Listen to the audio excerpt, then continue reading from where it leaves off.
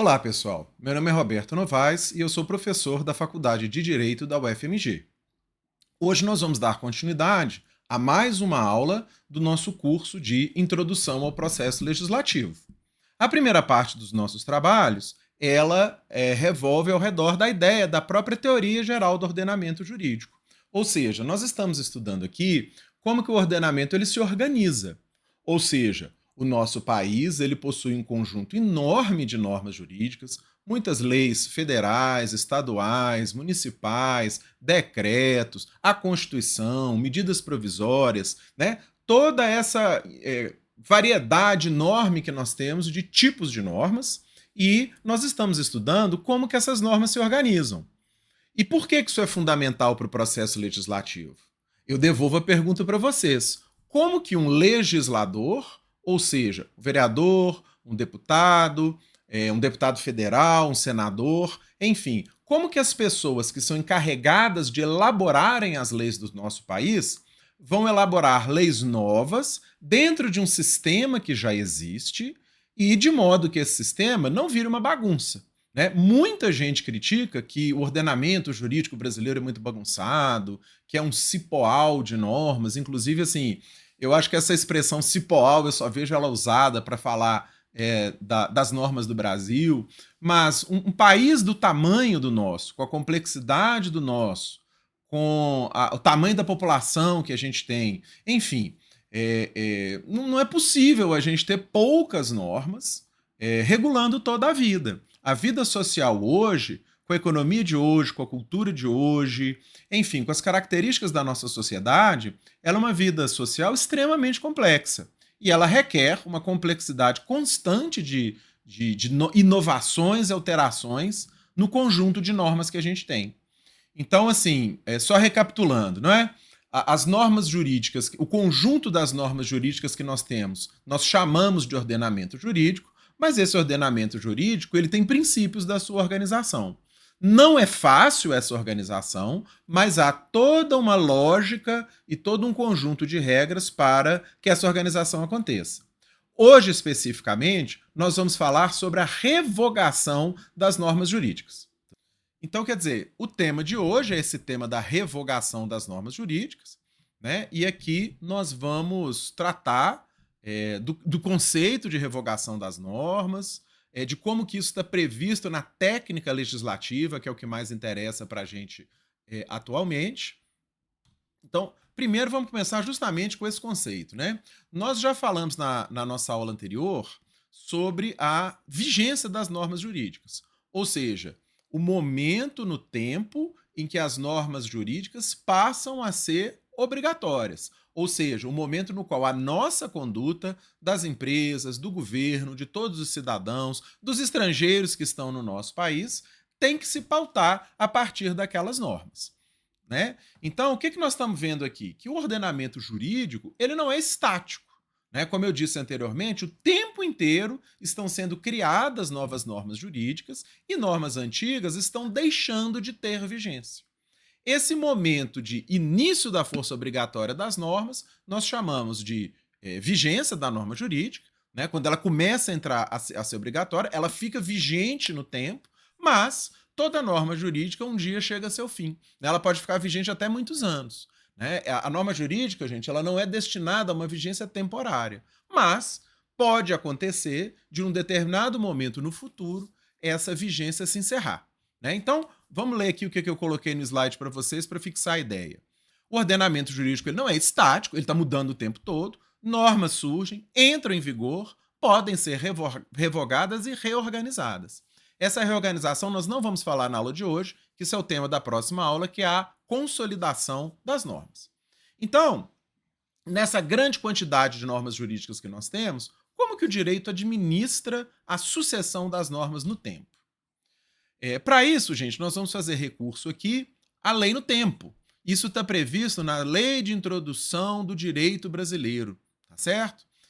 Ela antigamente chamava Lei de Introdução ao Código Civil, houve uma alteração né, no seu nome e na tentativa de identificar uma abrangência maior dessa lei, mas na prática ela já valia para todo o direito brasileiro.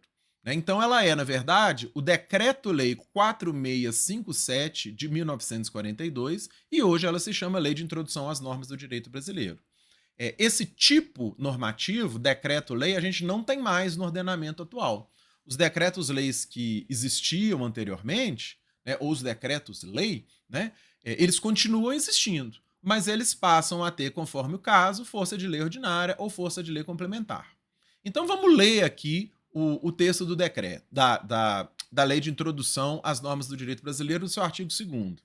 Ele vai dizer o seguinte, olha, não se destinando à vigência temporária, a lei terá vigor até que outra a modifique ou a revogue. Então a lei tem uma inércia, né? Ela é publicada, existe aquele período da vacatio legis, pode não existir, ela pode entrar em vigor na data da publicação, e a partir do momento que ela entra em vigor, ela permanece em vigor. O parágrafo 1º vai dizer o seguinte: a lei posterior revoga a anterior quando expressamente o declare, quando seja com ela incompatível ou quando regule inteiramente a matéria de que tratava a lei anterior. Nós vamos ver que o que a boa técnica legislativa recomenda ou exige é que a revogação seja expressa. Mas, caso isso não aconteça, uma lei nova que trate do mesmo assunto ou trate integralmente daquele assunto da lei anterior, ela vai revogar a lei anterior. Ou seja, a lei anterior perde a vigência e a lei nova passa a ter vigência. Parágrafo 2º. A lei nova que estabeleça disposições gerais ou especiais a par, o que quer dizer a par? Ao lado das já existentes, não revoga nem modifica a lei anterior. Tá certo? Então, mesmo que aquela lei trate da mesma área temática, do mesmo assunto, se ela dispuser de forma geral sobre aquele assunto, ou se ela criar uma especificidade, vai continuar valendo a lei anterior e aquelas disposições novas elas vão passar a integrar o conjunto do ordenamento jurídico brasileiro em vigor. Né? Então, vamos dar um exemplo. Vamos imaginar que uma lei estabeleça regras para obtenção do título de eleitor. Então vai dizer que o brasileiro ele tem que ter mais de 16 anos, que ele tenha que ter um domicílio, que ele tenha que, enfim, né, tenha lá algumas exigências. E aí vem uma lei nova e fala assim, olha, agora além de ter que ter mais de 16 anos, né, no caso do voto facultativo, e ele ter que ter um domicílio determinado, esse brasileiro agora tem que provar que ele sabe ler e escrever. Então, quer dizer, passam a valer as 3 disposições. Tá? É claro que aqui é um exemplo apenas didático, né? Porque seria inclusive questionável, como a gente já até comentou, que a gente colocasse uma exigência dessa natureza. Tá? E o parágrafo 3º vai dizer aqui, olha, salvo disposição em contrário, a lei revogada não se restaura por ter a lei revogadora perdido a vigência. Isso se chama, gente, repristinação, e nós vamos ver com um pouquinho mais de detalhe adiante. Isso tem um bom motivo para ser assim. Bom, então o que é exatamente a revogação? Nós vamos recorrer aqui, então, à definição do dicionário Aurélio. A revogação das normas jurídicas, né? A revogação em geral é o ato ou efeito de revogar. Como sempre, o dicionário começa assim. Mas o que é isso? É anular, extinguir, invalidar. Quer dizer, revogação não é uma expressão apenas do português jurídico. Mas, na língua comum, eu poderia dizer que eu revoguei uma ordem, né? Eu revoguei um comando. Normalmente é usado nesse contexto, né?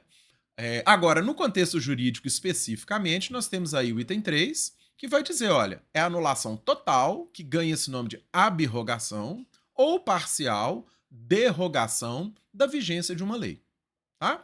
Então, quer dizer, eu posso revogar uma lei inteira, todos os artigos daquela lei, nesse sentido eu vou dar o nome de abrogação, ou eu posso revogar o artigo 1º, o parágrafo 2º do artigo 3º, o inciso 4 do artigo 10º. Quando eu revogo só uma pequena parte, né, ou seja, pode até ser grande a parte, né, mas quando essa revogação é parcial, nós vamos falar em derrogação. Para falar a verdade, gente, no dia a dia, a expressão que é utilizada é revogação.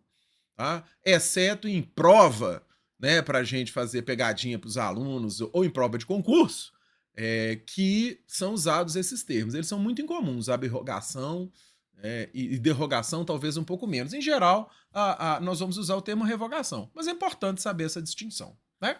Qual que é o objetivo disso? Evitar incerteza jurídica, conflitos normativos e a desorganização do ordenamento jurídico.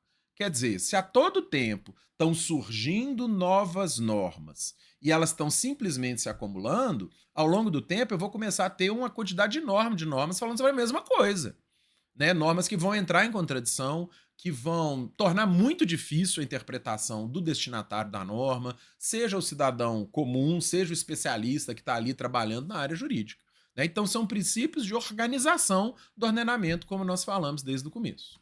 Tá? Muito bem. Então aqui é só um esquema, né, para ilustrar o que esse artigo 2º fala. O que ele está dizendo? A lei tem essa inércia da sua vigência. Uma lei, quando ela entra em vigor, ela permanece em vigor, né? Claro que a lei pode dispor que ela mesma é temporária, por exemplo, né? Mas se ela não falar nada, ela permanece em vigor. Quando eu estudei na faculdade, a gente estudou o Código Comercial, que ele é uma lei de 1850. Nós vamos voltar a esse tema aqui, quer dizer, uma lei que tem 176 anos. Não, 176, isso mesmo, vai fazer quase 200 anos, não é? Quando veio o novo Código Civil, e nós vamos usar esse exemplo, foi revogada parte do Código Comercial e outra parte continua em vigor, né? Então, houve uma derrogação de parte do Código Comercial, da primeira parte, e a segunda parte continua em vigor até hoje. Quer dizer, uma lei de 1850 continua produzindo efeitos, né? O que a lei diz? Que a revogação ela pode ser expressa. Na verdade, nós vamos ver que ela deve ser expressa, mas aqui, voltando, né, no texto aqui, olha, do parágrafo 1º diz, quando expressamente declare. Nessa época aqui, isso era uma possibilidade, né? Agora, quando seja com ela incompatível, a nova norma é incompatível com a anterior, antes era permitida certa conduta. Agora essa conduta ela é proibida. Então a norma antiga permitia que as pessoas fumassem em local fechado. Vem uma norma nova e fala assim, é proibido fumar em local fechado. Mesmo que essa nova norma não revogue expressamente a anterior, ou seja, diga, aquela lei anterior está revogada, por incompatibilidade lógica, né? Como é que eu vou ter uma norma ao mesmo tempo que permite e uma que proíbe? A nova norma que proíbe, que passou a proibir, ela revogou a norma anterior. Então, mesmo que seja uma boa prática, que a revogação seja sempre expressa, seja obrigatório que assim seja, isso não vai acontecer todas as vezes e pode ser que o legislador simplesmente coloque lá, revogue suas disposições em contrário, ou simplesmente não coloque nada. Mesmo que isso aconteça, quando há essa incompatibilidade, a solução de conflitos da lei no tempo, ela se dá no que a norma nova passa a valer, a ter vigência, e a norma antiga perde a sua vigência com sua contradição, né? Ou quando você disciplina integralmente aquela matéria. O caso do Código Civil é esse. Foi feito um novo Código Civil no Brasil, né? Então o Código ele tem essa pretensão de ser uma sistematização de toda uma área jurídica, né? A partir do momento que é criado um novo Código Civil, ele disciplinou inteiramente aquela matéria e o Código Civil anterior perdeu a sua vigência. Embora nós vamos ver que é explícito, tá? Bom, o outro ponto que eu comentei com vocês, né, para a gente guardar esses quadrinhos, normas gerais ou especiais podem coexistir, né? A lei nova nem sempre revoga a anterior, como é nesse caso. E o último ponto, que é a chamada repristinação, o efeito repristinatório, é isso, olha.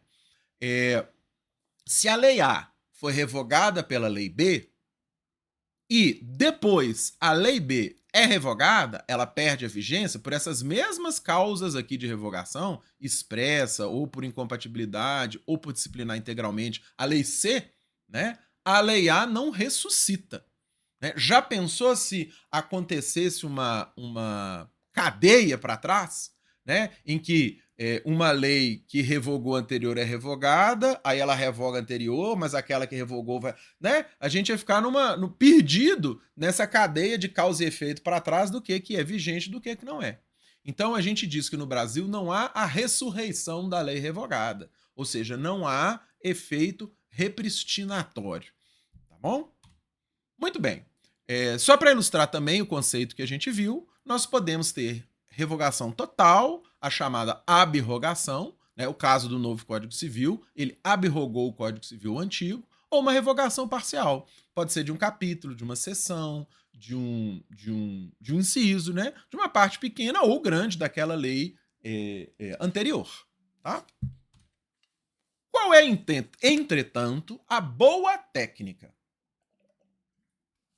Se nós estamos falando de um curso de processo legislativo e de teoria do direito e de organização do ordenamento jurídico, existem boas práticas. Essa Lei Complementar 95, ela é a lei que dispõe sobre como os atos normativos, como as leis devem ser escritas.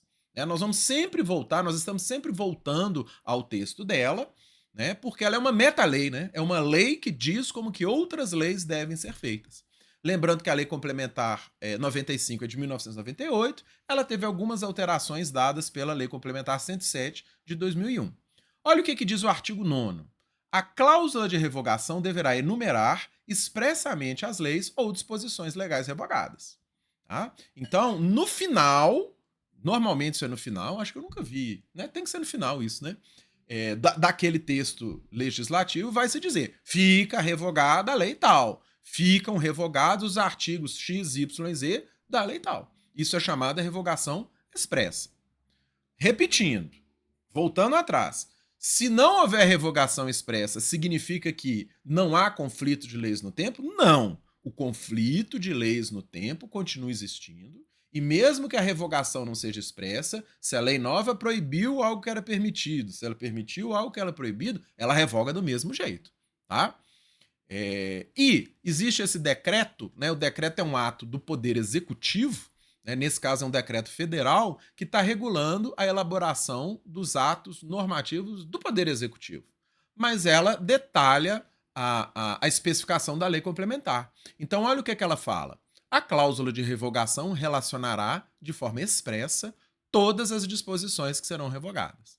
A expressão revogam-se as disposições em contrário não será usada. Mas isso é usado direto, tá? Principalmente na legislação em geral, tá? Na hipótese de revogação de ato normativo alterado por norma posterior, a revogação expressa incluirá os dispositivos constantes da norma alteradora. Isso é o caso, né? Do exemplo que a gente até deu anteriormente. Olha, a Lei Complementar 95 foi alterada pela Lei Complementar 107. Então, a norma alteradora é a Lei Complementar 107 e a norma alterada é a Lei Complementar 95. Então, a revogação expressa deverá revogar os dispositivos da Lei 107, que alteraram dispositivos da Lei 95. E, por fim, a cláusula de revogação será subdividida em incisos, alíneas, itens e subitens quando se tratar de mais de um ato normativo, dispositivos não sucessivos do mesmo ato normativo. Né? Isso é só para poder organizar, não ficar aquele parágrafo com um monte de número, com um monte de número de lei, de artigo. Então, é uma maneira de separar em itens, né? Não precisamos aqui entrar inciso, alínea, né? Separar em itens, né? Fazer uma lista, bullets, né? Do número da lei e dos dispositivos, das leis e dos números dos dispositivos, artigos, incisos. Bom? Então, a legislação atual, pessoal, ela exige revogação expressa. O que deve ser evitado, mas, mais uma vez, é super comum, fórmulas genéricas como revogam-se as disposições em contrário. E por que é necessário clareza? Definir o que permanece em vigor. E aí o oposto disso, né, o corolário lógico disso, identificar o que deixa de valer. Então, isso continuou valendo e isso deixou de valer. E o objetivo geral é evitar incerteza jurídica, conflitos normativos e, portanto, como estamos dizendo desde o início, a desorganização do ordenamento jurídico. Aqui vamos ver os nossos exemplos, né? Olha aqui, ó. Esse é o artigo 2045, o primeiro que está aí, do novo Código Civil. Eu até hoje chamo de novo, porque quando eu me formei, eu me formei no antigo, então a gente sempre chama ele de novo. Mas ele não é tão novo mais, né? Ele é de 2002. Então olha o que é dito no final dele. Revogam-se a lei número 3071, de 1º de janeiro de 1916, Código Civil, ou seja, ele abrogou o Código Civil inteiro, expressamente, mas, mesmo se ele não tivesse dito isso, ele teria abrogado tacitamente, né? Acho que eu não comentei isso, o oposto de expresso é tácito, né? Porque ele regulou inteiramente a matéria, tá certo? Nós não vamos ter ao mesmo tempo duas legislações sobre casamento, duas legislações sobre contratos, duas legislações sobre obrigações, duas legislações sobre sucessões, né? O Código Civil já é grande o suficiente para a gente ter o Código Civil ao quadrado. E a parte primeira do Código Comercial, Lei 556 de 1850. Então ele derrogou a primeira parte do Código Comercial. Tá? Eu coloquei embaixo para vocês verem, que é muito curioso esse exemplo, como que era a cláusula de revogação expressa do Código Civil antigo, né, do Código Civil dos Estados Unidos do Brasil, de 1916, que era o nome do nosso país, que dizia o seguinte, olha, ficam revogadas as ordenações, alvarás, leis, decretos, resoluções, usos e costumes concernentes às matérias de direito civil reguladas nesse código. Então aí, gente, não há uma revogação expressa. Tá? Ele está simplesmente dizendo, olha, revoga tudo que for contrário ao que eu estou aqui estabelecendo. Tá? Aqui, gente, é interessante a gente fazer esse quadro comparativo, porque por mais que a gente ache que isso é uma coisa burocrática, embora muito importante de organização, essas duas cláusulas aqui, a primeira do Código Civil atual e a segunda, que é do Código Civil antigo, revelam meio que uma ideologia de cada época. Então, a ideologia jurídica, a forma pela qual o direito é encarado no momento atual, é um momento em que a gente tem majoritariamente uma produção jurídica do Estado, já é reconhecido o costume como fonte subsidiária da produção jurídica. O Código Civil ele está encaixado dentro da dinâmica constitucional, está encaixado dentro de um ordenamento jurídico, e essa não era a mentalidade da época lá em 1916. A mentalidade de 1916 era de fazer um código total, como se fosse a regulação completa, exaustiva da vida econômica e da vida social. Então, hoje, não se encara o Código Civil dessa forma. Encara-se o Código Civil como parte de um ordenamento jurídico, como sujeito a uma Constituição, como tendo que estar adequado àquela Constituição e como inserido numa sociedade complexa, que tem usos, que tem costumes e que tem toda uma outra legislação, que tem objetivos, tá certo? Ao passo que a ideia anterior era muito mais próxima do Código de Napoleão, né, que é o Código Civil francês, lá de 1805, que ele tinha essa pretensão de regular toda a vida privada, né, toda a vida civil. Daí o nome Código Civil, toda a vida burguesa. Né, o Código Civil também é o Código burguês, né, o Código da cidade. Né, em alemão é o código o Bürgerliche Gesetzbuch, né, é o código da vida do burguês, o código da vida daquele que vive na cidade, burguês nesse sentido, né? Então ele tem essa pretensão de revogar tudo que era velho, as ordenações do reino, alvarás, e até revogar os usos e costumes, como se isso fosse possível. Né? Quer dizer, como que nós vamos, por meio de uma força legal, dizer que um uso e um costume ele deixa de existir?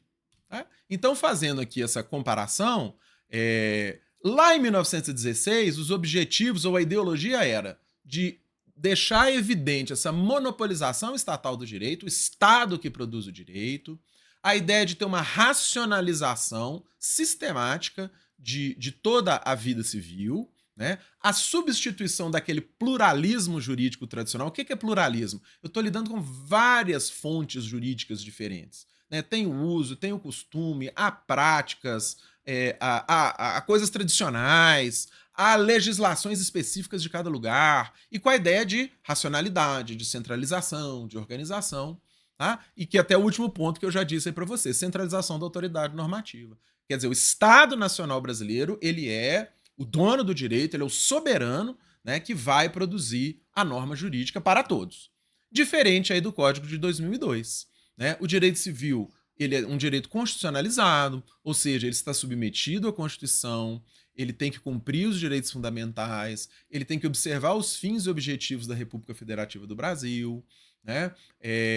Enfim, a norma jurídica tem que cumprir uma função social, ela tem objetivos sociais. O Código Civil Novo se baseia nesses princípios da boa-fé objetiva, né? Então a ideologia, né, ou a maneira de se encarar a legislação, ela é muito diferente, e é interessante como que isso é revelado numa simples cláusula de revogação.